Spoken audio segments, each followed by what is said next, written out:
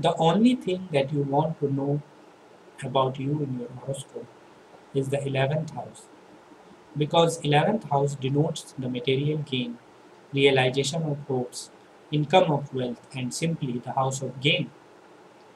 So when you go for astrology, you want to check that how will be your career, how will be your well wealth, how much wealth you will be earning, and how will be your relationship with other people, and how will be your relationship with your wife, and how will be your children.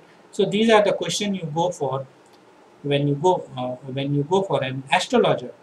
So actually, this among all these things, if you look out for just one thing that is dominating your whole life, that is that uh, your realization of your hopes. You want this thing and you get this thing. Again, you want this thing, again, you get that thing. So, whatever you are wanting from this universe, you are asking from the universe. The universe is giving you exactly that thing, and without much effort. It may be money, it may be gain of a child, it may be wife, it may be any relationship or any gain of material things. So this is the most important aspect in our life, that is called the realization of the hopes. And this aspect of our life, that everyone wants their hopes, their dreams, their efforts to be successful. So this realization of hopes is governed by the 11th house. So the most important thing that you should know in astrology is how is your 11th house, how much gain you will have in this life. Obviously that also depends upon your free will, because your astrology is a map which you can take uh,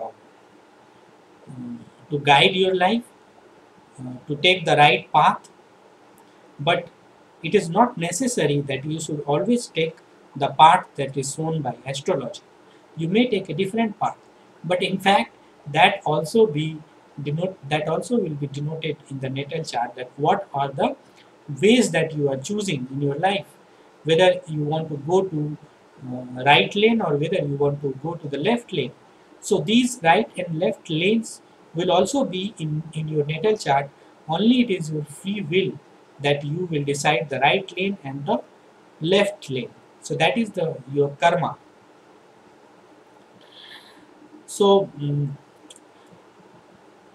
we are discussing the most important thing, that is the 11th house and its lord. So 11th house and its lord must be checked second after checking the strength of the first house and its lord, the strength of the 8th house and its lord, and Saturn for checking the longevity of native. For checking the strength of any house, you should check the strength of its lord, the placement of planets in the house, aspects of planet, whether malefic or benefic to the house, the conjunction and aspect of planets to the lord of the house, the placement of benefic planets and even malefic planets in the 11th house is good, as it is the Upachya house. And in Upachya house, malefic planets it does well. Now, why I am showing you this example, that in Upachya house the malefic planet does well. So the Upachya house are 3, 6 and 11. Now see, you see 3, the house, third house is the house of valor. It is the house of courage. It is the house of your power, how much inner strength you have. So if your third house, that is the house of initiative, is strong, so for that, if there is a malefic planet, so the nature of the malefic planet is to get that thing at any cost. So your third house, if a malefic planet is in the third house, or if a malefic planet is in the house of the sixth house, that is also a Pacha house and a house of enemy. So a person who is cruel in nature will always win over his opponents. That is, um, to defeat your enemies, you have to be cruel in nature. So that is why the malefic planets works well in this Upachya house, that is the third house of your initiative, your power. To show your power, you must be cruel. So that's why a malefic planet works well in the third house also. And the 11th house is also a Upachya house. So even a malefic planet like Ketu or Saturn, or even a functional malefic planet, works well in the 11th house.